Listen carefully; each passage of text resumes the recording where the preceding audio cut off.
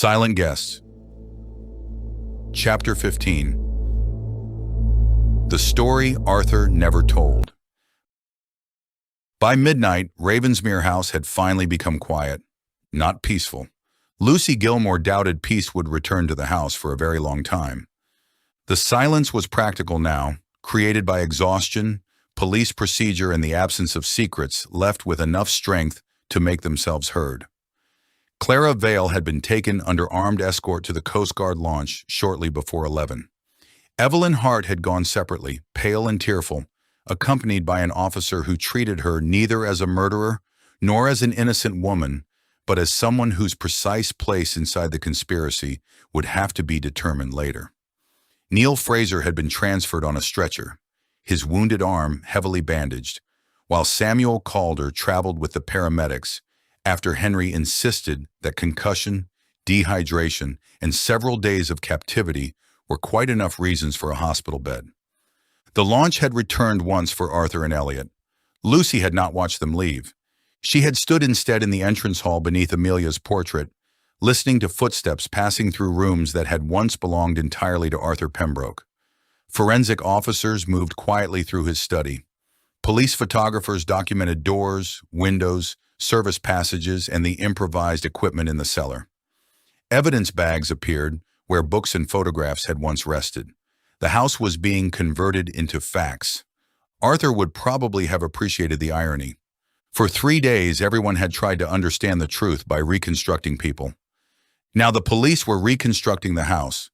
Lucy sat in the library shortly after midnight with a cup of tea she had forgotten to drink. The room looked unchanged. That seemed almost offensive. The fire still burned softly. Thousands of books still occupied the walls. Arthur's leather chair remained beside the window, where he had told Lucy that the truth was not merely discovering what had happened, but understanding what had happened to people. She could still hear him saying it. She wondered whether she always would. Oliver Reed entered without knocking. He had been officially cleared of immediate suspicion when the preliminary blood comparison from Elliot's scene came back incompatible with his blood group. Clara's injured left hand, Samuel's statement, and her eventual confession had completed the picture. The cut on Oliver's arm had turned out to be exactly what Lucy had argued it might be, a shallow wound probably caused while climbing across broken stone near the chapel. After everything, the mundane explanation had almost been funny. Oliver carried 2 mugs. "You've already got tea." Lucy looked at the cold cup beside her. "In theory." He placed the fresh one in front of her. "This one contains heat." "Advanced policing. I'm told it's covered at inspector level." Lucy smiled, and it felt strange. Not wrong, just unfamiliar. For several moments they sat without speaking. The silence between them had changed again. It no longer contained suspicion, though neither of them seemed willing to pretend the last few days had left their trust untouched. They had both withheld things. Both had decided at different points that incomplete truth was safer than complete uncertainty. Arthur had invited them precisely because he understood how dangerous that instinct could become. Oliver looked towards the bookshelves. "You were right." Lucy lifted an eyebrow. "I'll need something more specific. I've had an unusually successful weekend." "It isn't over." She looked towards him. "What isn't?" "The story." Lucy followed his gaze. "I know. That's why you're still here." "So are you." "I'm waiting for Lennox." "Are you?" Oliver smiled faintly. "No." The admission comforted her. "Everyone thinks we solved it," Lucy said. "We solved the murders." "That's not the same thing." "No." Arthur had been poisoned by Neil using tablets provided by Clara. Whether Neil had intended Arthur to die would eventually become a matter for prosecutors, doctors, and courts. Clara had admitted striking Elliot after following him to the chapel path, terrified that he had identified Evelyn's connection to the restoration operation, and through her, Clara herself. Martin Vale and Clara had pursued Amelia 10 years earlier, attempting to recover Sarah Mercer's photographic evidence. Martin had forced Amelia's car from the road. Clara had left with him rather than calling for help.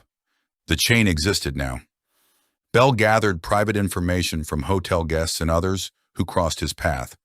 Vale combined it with medical information. Kay supplied police intelligence and protection. Clara understood how to turn vulnerabilities into leverage. Neil supplied information about Amelia without understanding how it was being used. Marcus had helped his father bury the circumstances around Belle's departure. Helen had trusted Kay's false assertion that Amelia's evidence endangered an undercover operation. Henry had trusted a friend for too long. Oliver had later allowed official indifference to close Sarah's case before privately trying to undo the mistake. Evelyn had been manipulated by the mother who abandoned her. Every person had touched the story, but touching the story was not the same as authoring it. Lucy looked towards Arthur's chair. He knew all of that. Most of it. And he still invited everyone. Oliver nodded. He didn't invite them for punishment. No. That's the part I can't stop thinking about. Lucy wrapped both hands around the warm mug. Marcus thought Arthur was going to expose him. Helen thought he was going to judge her. Henry thought Arthur wanted him to admit Kay was corrupt. You thought he wanted to confront you about Sarah. And you? Lucy smiled without humor.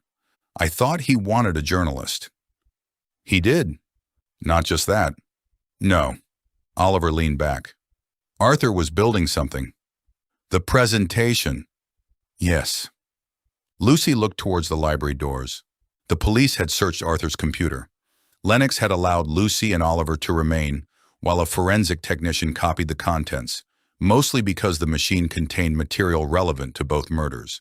They had found notes, scans, drafts, and years of research, but not the presentation itself. Arthur had apparently deleted it, or moved it. The running order Neil remembered had vanished. The black section marked the witness had belonged to Sarah, just as Lucy suspected, but the leather folder still did not explain how Arthur intended to bring everything together. And there was another question, the one Lucy had barely allowed herself to examine. Why had Arthur planned to finish with her? Lucy stood. Oliver looked up. Where are you going? To ask the question after the question. He sighed. I walked into that. You really did. She moved toward the shelves containing Arthur's journalism collection. The first time she had entered the library, Arthur had shown her Amelia's books. Pressed flowers, handwritten inscriptions, tiny details that survived because someone cared enough to preserve them. Lucy began scanning the titles. What are you looking for? Oliver asked. I don't know yet. That sounds productive. Arthur told me libraries were conversations. I'm beginning to understand why you two got along. Lucy ignored him. Arthur had built the weekend around sequence, stories told in the right order. He had arranged evidence according to people. He had hidden the witness section in black. He had left Amelia's portrait where everyone would see it.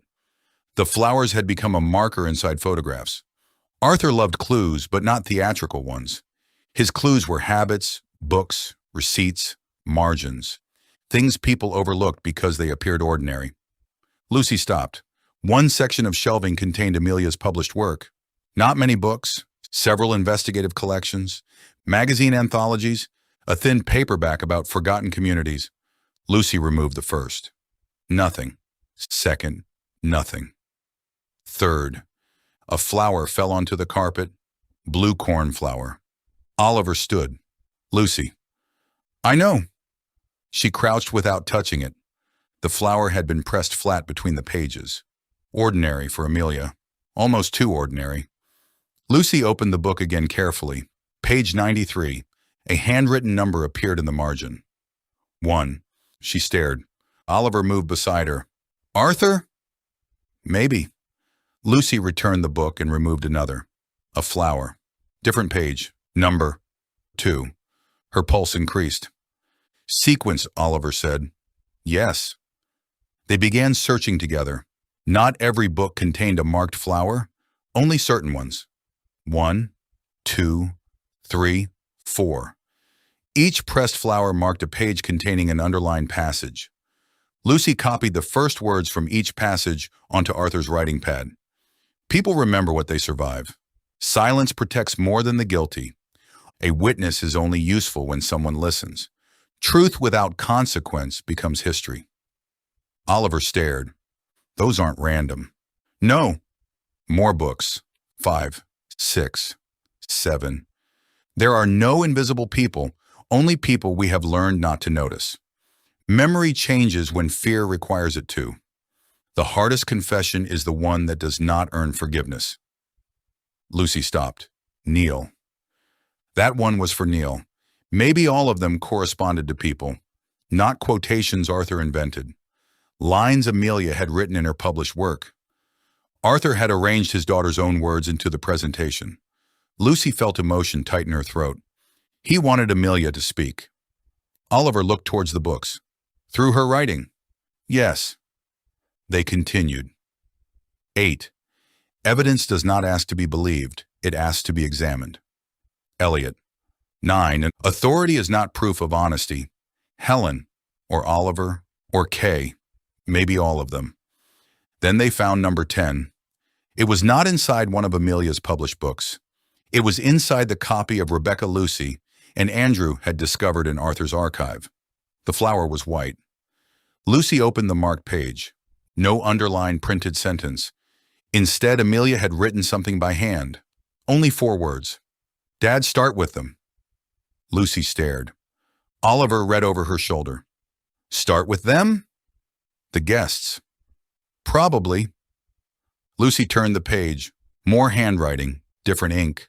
Arthur's, and finish with you. Lucy felt her heartbeat change. Me. Oliver looked towards her. Arthur's words seemed to reach across the room. Finish with Lucy. Why? She checked the next page. Blank. Then another. A folded sheet sat inside the spine. Lucy removed it carefully. Arthur's handwriting covered both sides. At the top, he had written, The Pembroke Collection, Closing. Lucy sat down. Oliver remained beside her. Neither spoke. Lucy began reading. Arthur had written the closing remarks almost like a letter. Not to the guests. To Lucy. If we have reached this point, Miss Gilmour, then I have told them the truth and survived the experience, which I confess would be a pleasant surprise. If we have not reached this point together, then I will have to trust that your professional irritation with unfinished stories proves stronger than your common sense. Lucy laughed. The sound broke halfway through. Oliver looked away, giving her privacy without leaving. She continued, You will by now understand why I invited them. I did not bring 9 guilty people to Caerwyn Island. I brought 9 people who carried pieces of guilt, grief, knowledge, and memory, which separately had protected the lie surrounding Amelia's death. Some failed her knowingly. Others failed because they trusted institutions, friends, families, or themselves. I do not believe those failures are equal, and I beg you not to write them as though they are. Lucy swallowed. Arthur had known exactly what the weekend would tempt everyone to do. Flatten complexity into suspects. My daughter spent the final years of her life investigating people whose vulnerabilities were turned against them. It would be a poor memorial if I responded by doing the same to those I invited here. I wanted them to speak because the truth existed between their accounts, not inside any one of them. Oliver sat opposite her now. Lucy kept reading. There is, however, one person who deserves considerably less generosity.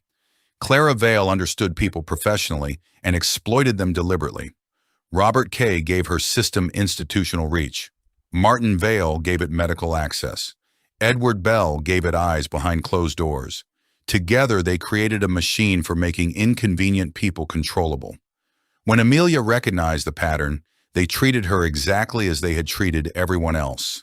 They identified what frightened her, what isolated her, and what could make others doubt her. When that failed, they tried to recover the evidence. That pursuit ended her life. Lucy paused. Arthur knew Clara was responsible for Amelia's death before the weekend. Perhaps not every detail. Enough. Then why invite people here instead of simply giving everything to police? The next paragraph answered. You may wonder why I did not simply take this to the police. I did. More than once. The difficulty with evidence contaminated by years of secrecy is that each piece appears explainable in isolation.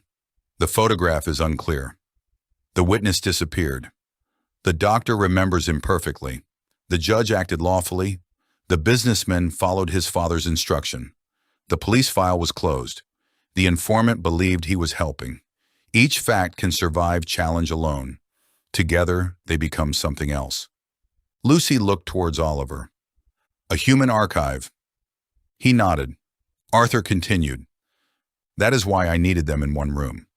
Not so I could accuse them, but so they could hear one another.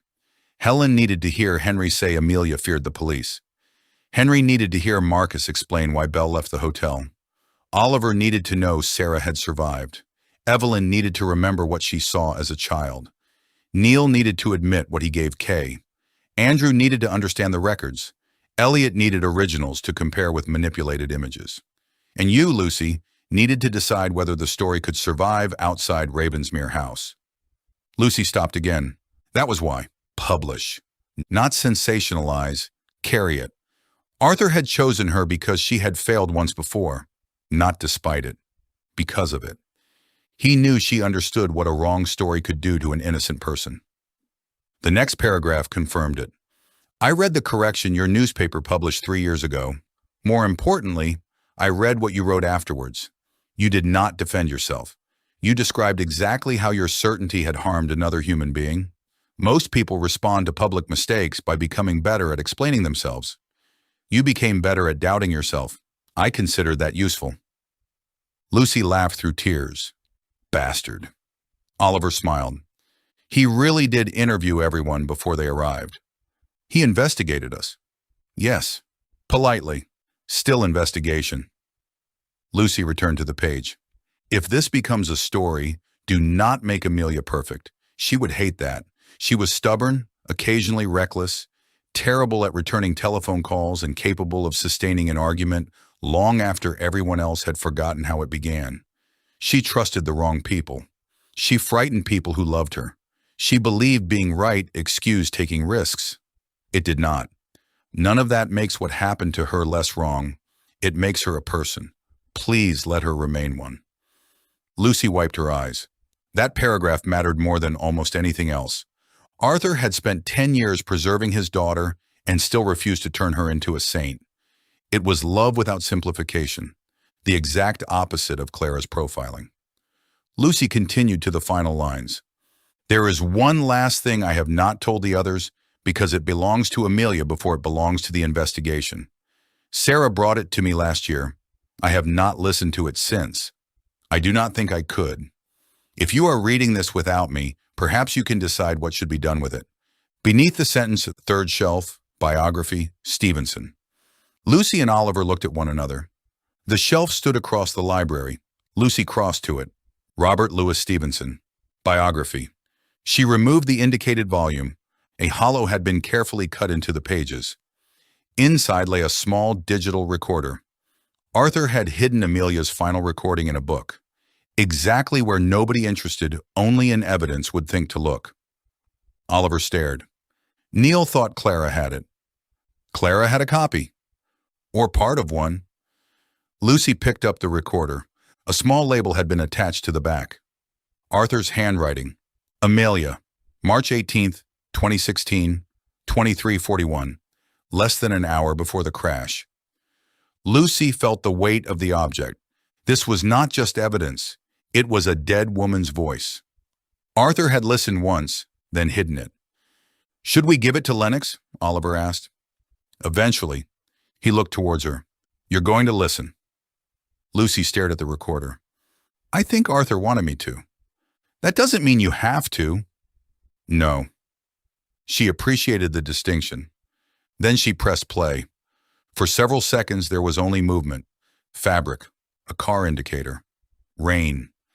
Then Amelia Pembroke spoke. Her voice was younger than Lucy expected. Warm, slightly breathless. Alive. If this works, I owe Sarah £20 because I told her recording yourself in the car was ridiculous. Lucy closed her eyes. A tiny laugh followed. Arthur had been right. Not a saint. A person.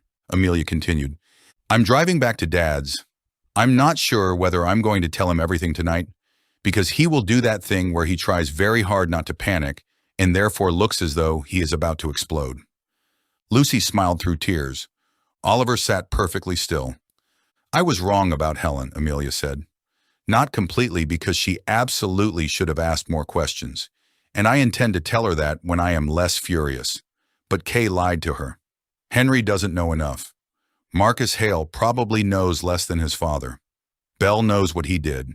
Martin knows exactly what he did. Clara knows everything. The recording shifted. A car passed somewhere nearby. Amelia became quieter. Sarah has copies. That matters. If I lose mine, she still has them. Lucy felt her pulse increase. Evidence. Sarah's survival. Amelia had built redundancy. Like Elliot. Perhaps that was why Arthur ultimately trusted him. Then Amelia said something that made Lucy straighten. I was wrong about Neil, too. Oliver looked towards her. Amelia continued. He told Kay things about me. I know that now. I also know he thought he was protecting me. I'm still furious with him, and I'm not interested in forgiving him just because he looks miserable when I shout. A soft laugh. But he warned Sarah tonight. That matters too. Lucy felt tears return. Neil had spent 10 years wanting a last message. It had existed, and Amelia had not forgiven him, nor condemned him completely. Exactly what she had told him in person. Live with it. But there's something else, Amelia continued. The humor disappeared. I keep thinking Clara is the center of this because she understands everyone. Sarah thinks I'm giving her too much credit. She says systems like this don't survive because one brilliant person controls everything. They survive because ordinary people keep making small decisions that protect them. Lucy felt Arthur in that sentence. Or perhaps Arthur had spent 10 years learning it from Amelia. Someone looks away. Someone trusts the right uniform. Someone signs something because their father tells them to. Someone decides confidentiality matters more than asking why a frightened woman is frightened. Someone gives information because they think they're helping. None of them thinks they're building the machine. Lucy stared at nothing. The entire novel. That was it. Not merely who killed Amelia, how she became killable. Amelia breathed out. I think that's the story. A pause, then quieter. Not monsters. Permission. Lucy felt the words settle into the room. Clara was guilty. Martin was guilty. Kay and Bell were guilty. But the system around them survived because decent, flawed people repeatedly gave it permission to continue. Arthur had not gathered everyone to expose them. He had gathered them so they would understand what their isolated decisions became when placed beside one another. The recording continued. There's a car behind me again. Lucy went still. Rain. Indicator. Amelia's breathing changed. It's been there since the bypass.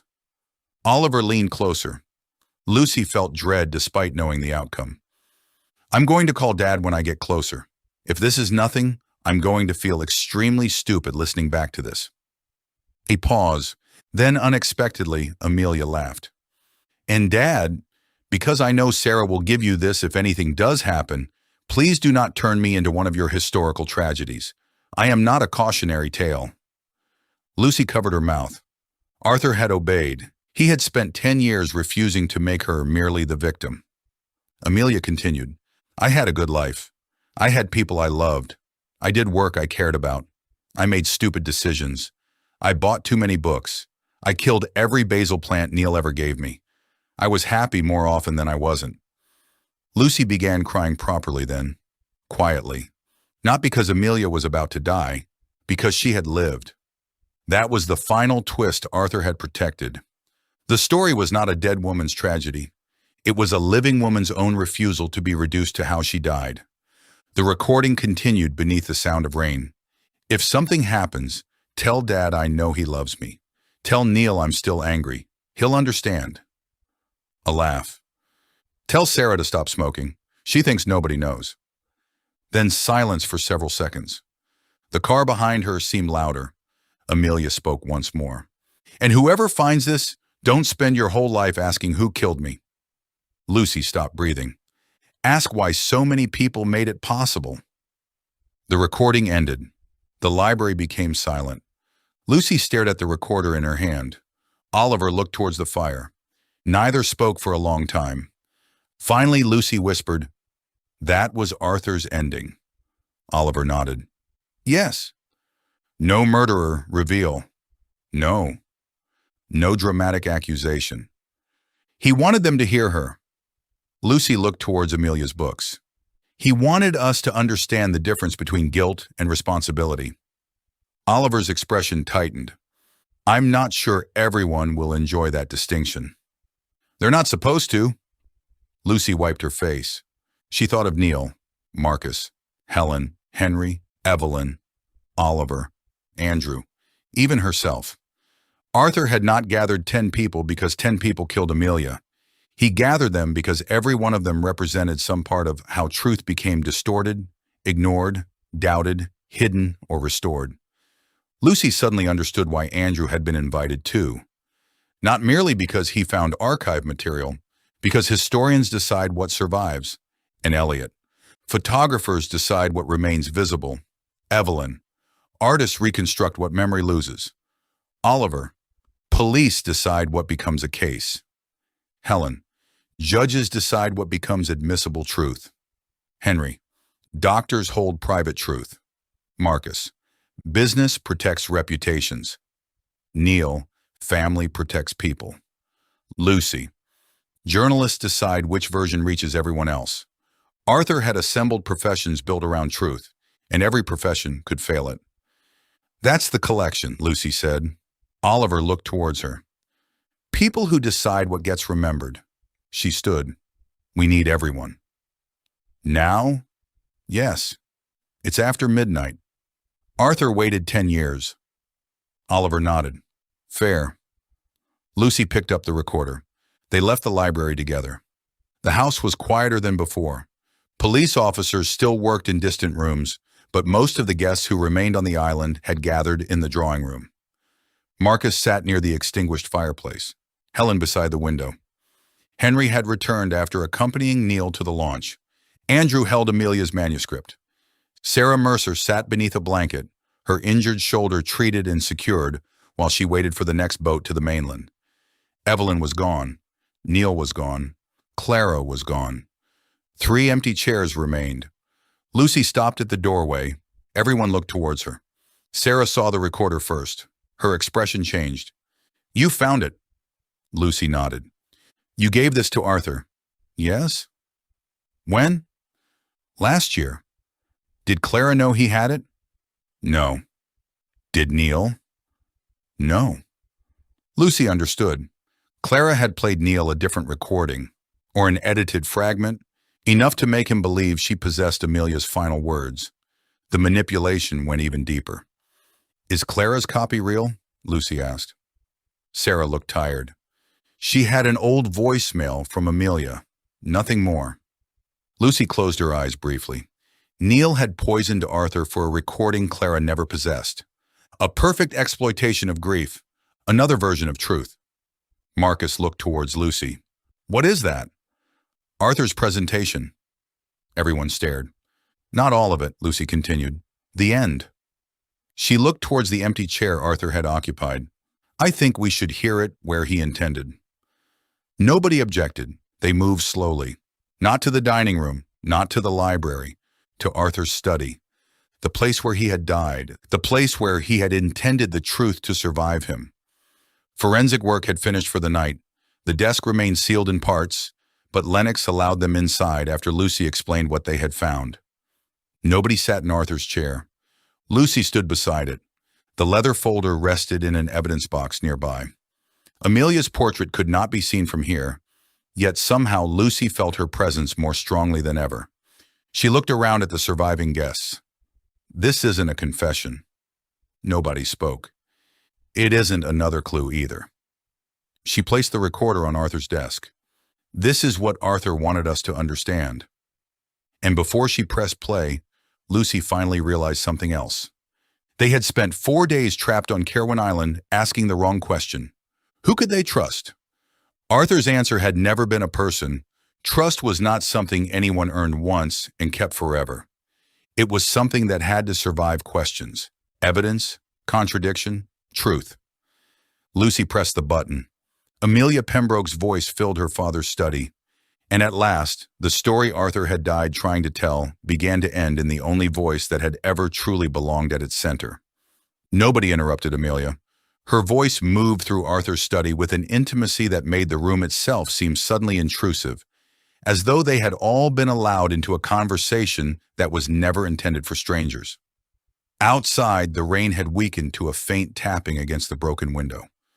Somewhere deeper inside Ravensmere House, a police radio murmured and then went quiet again. But within the study, no one moved. Marcus Hale lowered his eyes when Amelia spoke about people signing documents because their fathers told them to.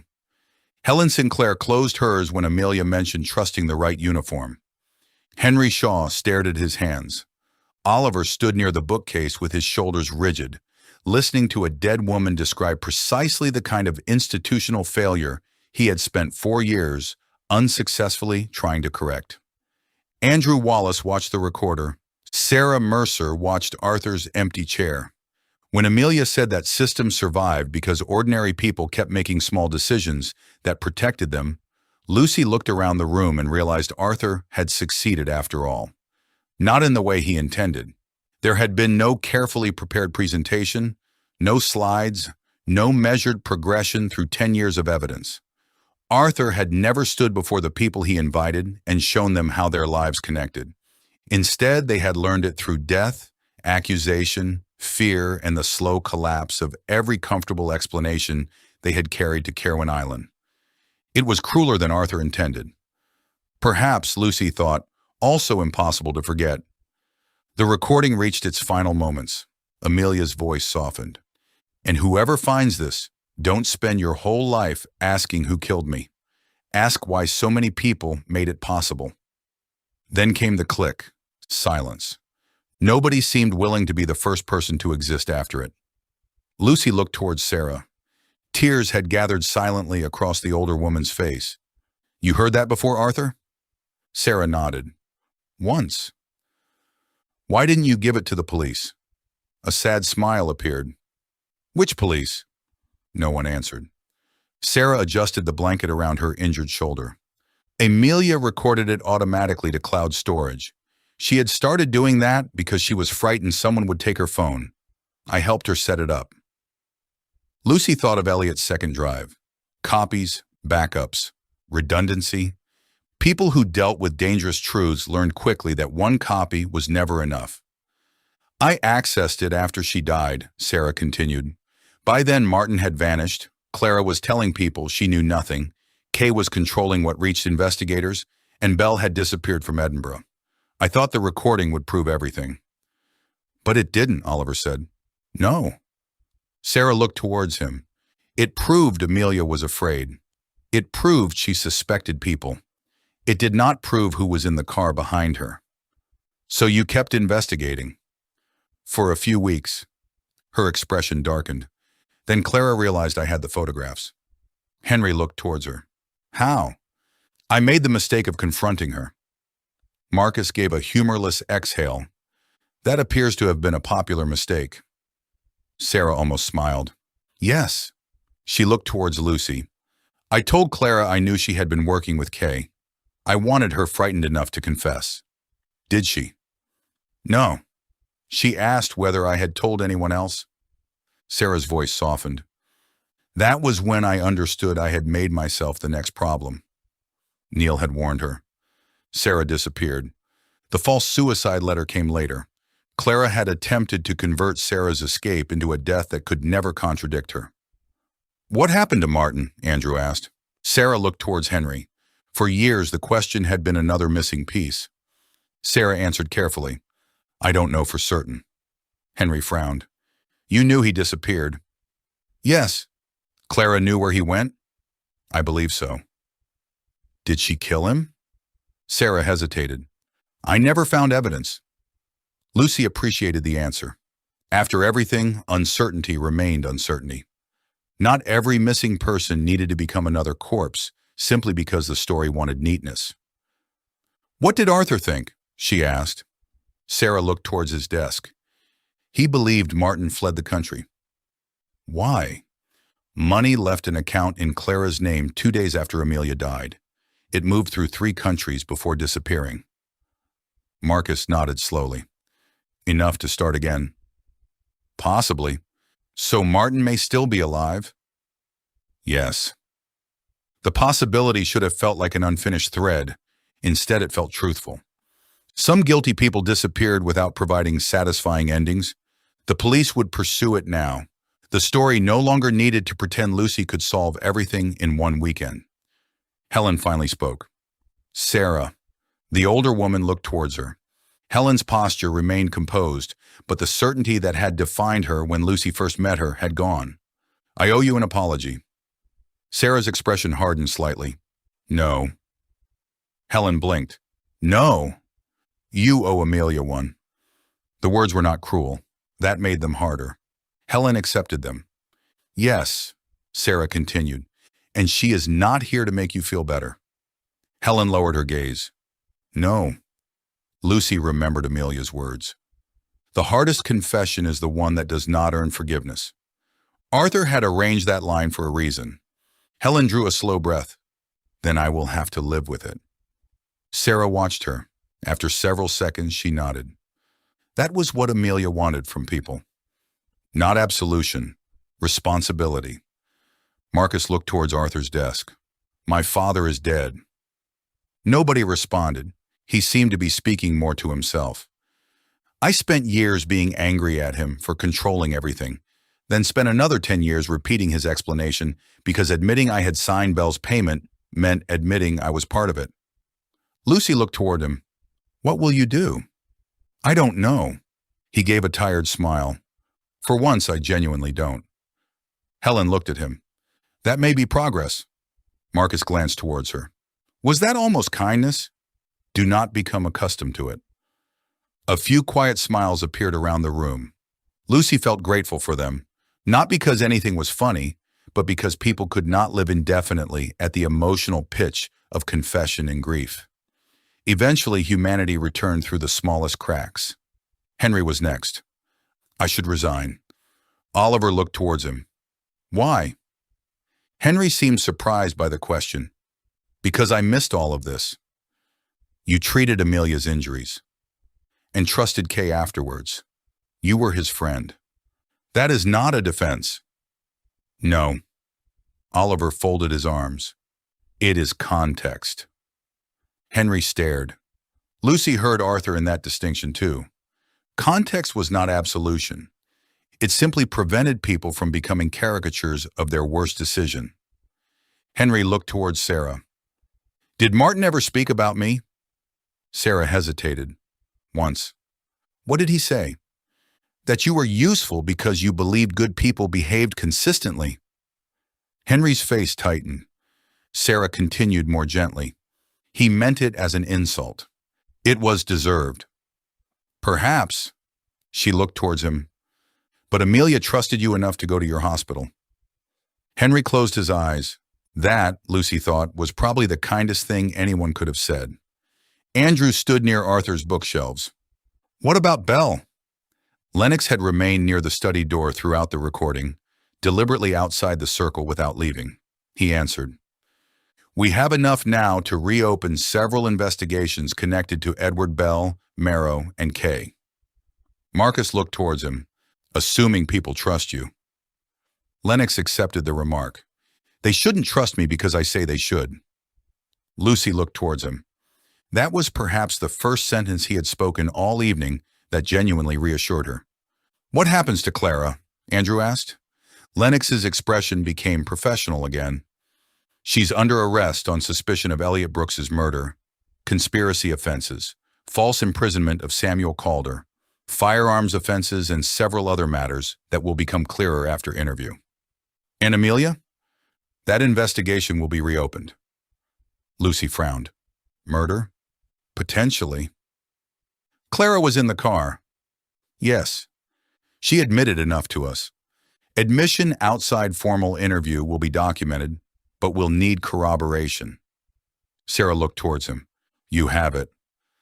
Everyone turned. She reached carefully beneath the blanket. Lennox immediately tensed.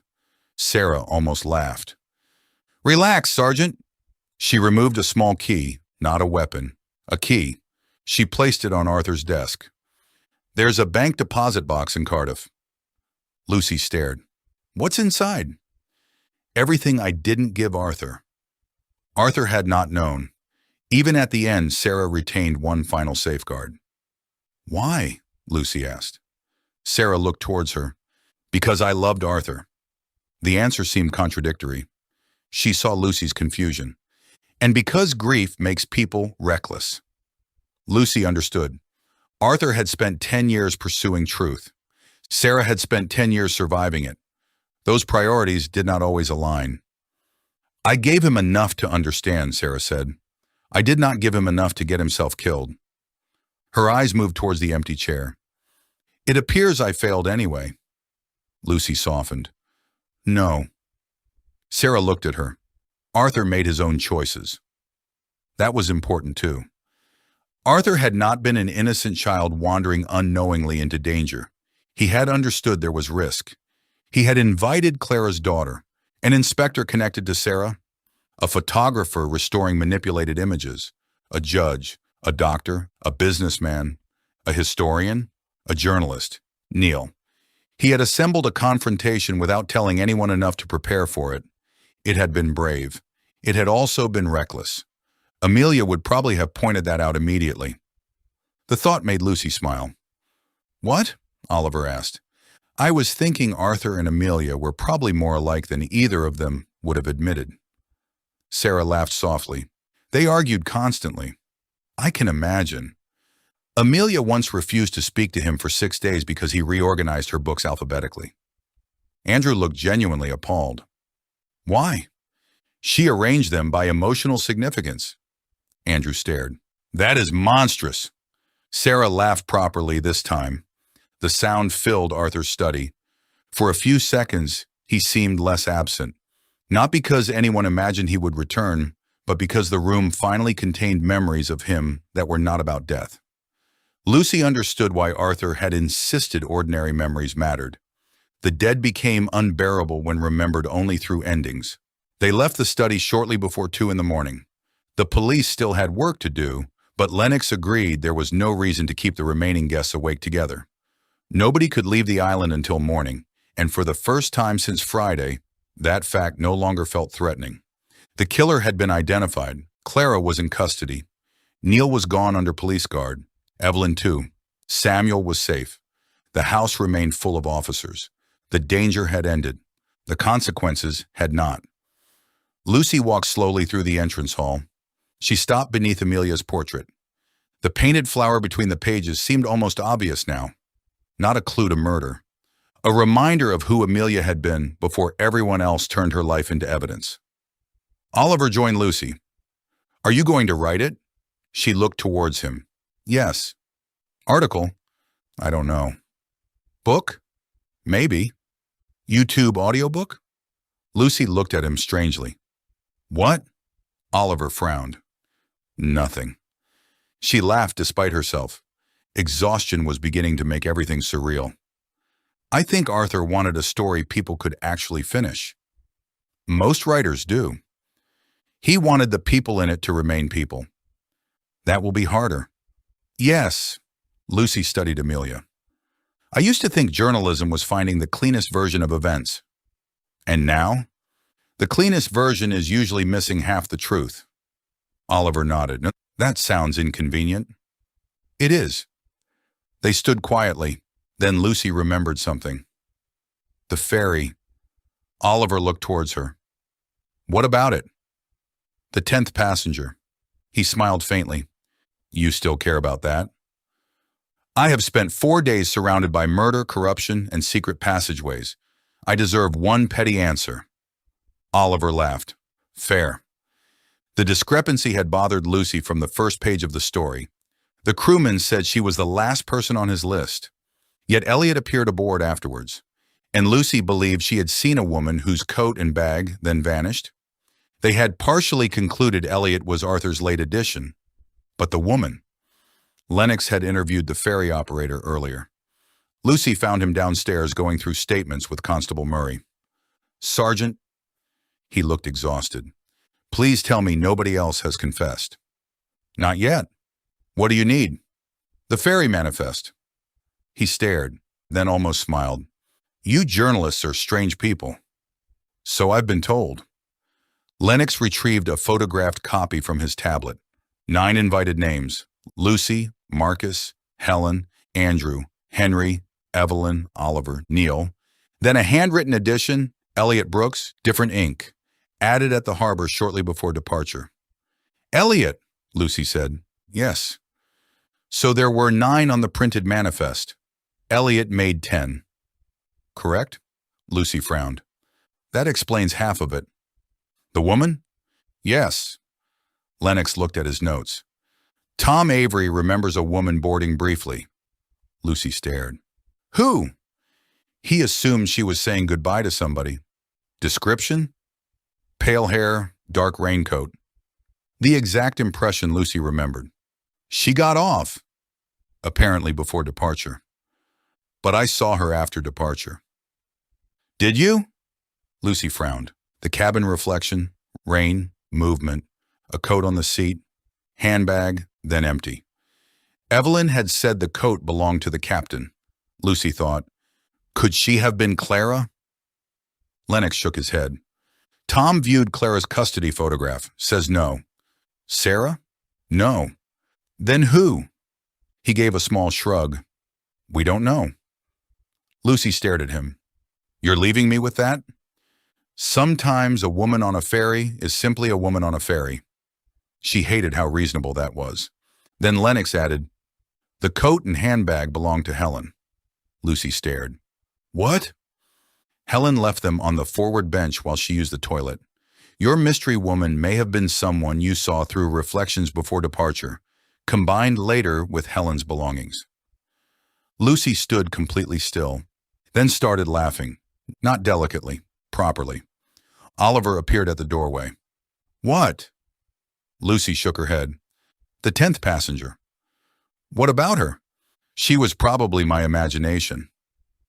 Oliver smiled. That is disappointing. It's infuriating. Lennox returned to his statements. Lucy walked away, still laughing. After 4 days of discovering that almost every insignificant detail concealed another secret, one apparently supernatural mystery from the opening chapter had turned out to be nothing more than rain, reflections, an unfamiliar passenger in someone else's coat. It felt strangely appropriate. Not every unanswered question was a clue. Sometimes people simply noticed patterns because they had been taught to expect them. Elliot would have appreciated that. Pixels were not truth just because someone wanted them to be. Morning came without rain. Lucy woke shortly before 7 and immediately noticed the silence. No storm, no footsteps, no whispered conversations in corridors.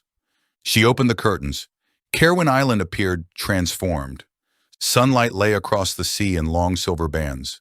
The gardens shone with water left from the previous night, every hedge and blade of grass impossibly green beneath a pale blue sky. In the distance, the causeway emerged from the retreating tide. The mainland was visible. For the first time, Ravensmere House did not feel like the entire world. Lucy dressed and went downstairs. Andrew was already outside. Of course he was.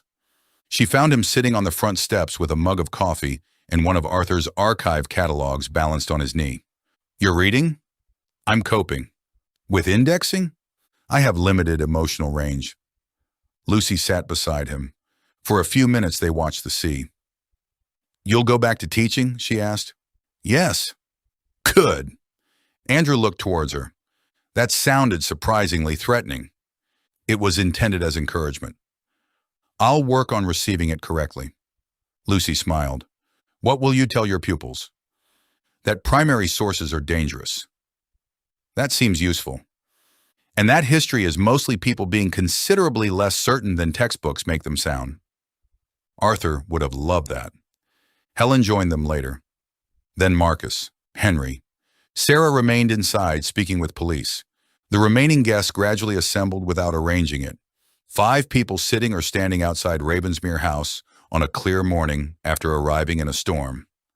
Nobody mentioned breakfast. Neil should have been preparing it. His absence lived everywhere. Marcus looked toward the sea. I suppose this is the point where we all promise to stay in touch and then never do. Helen glanced towards him. I have absolutely no intention of staying in touch with you. Marcus smiled. Thank God. I thought we were becoming friends. Henry laughed. Andrew joined him. Lucy looked at Helen. You'll testify? Helen understood what she meant, if required. Against Clara? Against anyone. What about your own decision? Helen looked towards the horizon. I have already contacted my former chambers. I intend to provide a complete statement regarding Kay's application and my handling of Amelia's evidence. That could damage your reputation? Yes. Helen's answer was calm. Lucy waited. Nothing else. No defense. No qualification. Perhaps that was what living with something looked like. Marcus spoke next. My company archives still exist. Lucy looked towards him. Calder records? Everything. Will you release them? He made a face. My lawyers will attempt to murder me. Poor choice of phrase. Yes. He sighed. I'll release them. What about your father? Marcus stared towards the sea. He spent his whole life caring what people thought of the Hale name. He smiled sadly. I suppose the least I can do is finally tell them the truth about it. Henry nodded, then looked towards Lucy.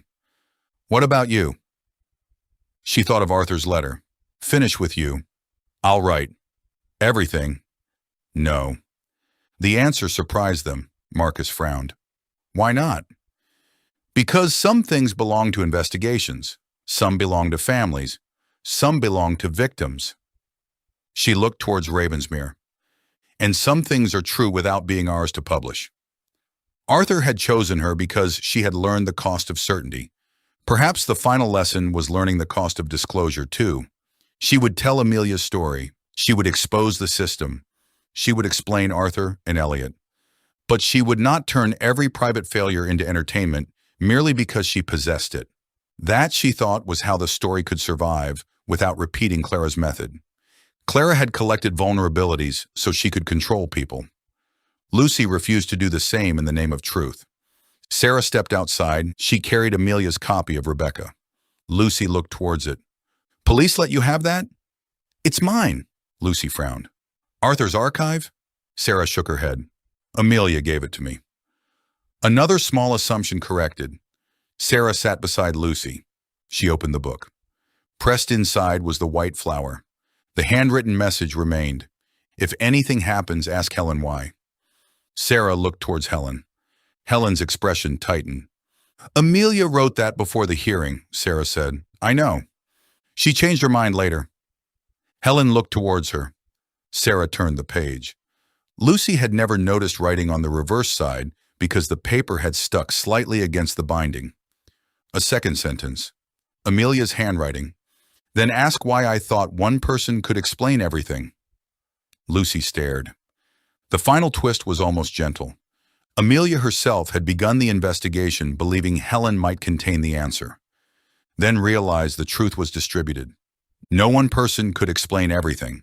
Not Helen, not Kay, not Clara, not Arthur, not even Amelia. Sarah smiled faintly. She added that the night she died. Lucy looked towards the others. That was why Arthur gathered everyone. Yes. He understood her correction. Sarah nodded. He spent 10 years trying to. Lucy felt the whole novel close in a circle. The mystery had begun by asking which of them was the murderer. It ended by rejecting the idea that one person could explain a tragedy. Clara had killed Elliot. Neil had poisoned Arthur. Martin had caused Amelia's crash. Kay had corrupted institutions. Belle had gathered private material. Yet none existed in isolation. The system survived through relationships, silence, loyalty, cowardice, and authority. The answer had never been one name. The answer was the chain. The ferry arrived shortly after 9. Not the Caerwyn Belle this time, but a larger police launch accompanied by the ordinary island vessel that would carry the remaining guests back once statements were complete. Lucy stood at the jetty with her bag. 4 days earlier, she had looked towards Ravensmere House from the water and wondered why 9 strangers had been invited there. Now she looked back and understood that none of them had truly been strangers. Lives crossed constantly without people recognizing the intersections.